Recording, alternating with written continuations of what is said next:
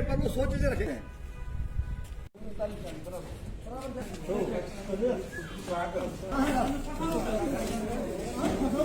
चाक गांव पाडर में कितने घर जले, कितनी फैमिलीज इफेक्टेड हुई और एडमिनिस्ट्रेशन क्या कर रहे हैं?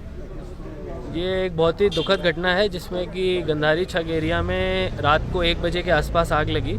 इसमें 22 फैमिलीज़ के घर जो हैं वो जल गए हैं और उसमें लकीली किसी भी लाइफ या लाइफ स्टॉक की हानि नहीं हुई है, लॉस नहीं हुआ है। अभी हमारी तहसीलदार और पुलिस की टीम आर्मी के साथ ऑन ग्राउंड है और सभी लोगों को सेफली रेस्क्यू कर लिया गया है। उसके अलावा रेड क्रॉस का जो रिलीफ मटेरियल है वो हम लोगों ने यहाँ से रवाना कर दिया है। साथ साथ जो भी मॉनेटरी असिस्टेंस और बाकी रिलीफ मटेरियल है वो भी हम लोग भेज रहे हैं। सर, कितने लोगों को रेस्क्यू किया गया है और आग लगने की वजह क्या बताई गई है?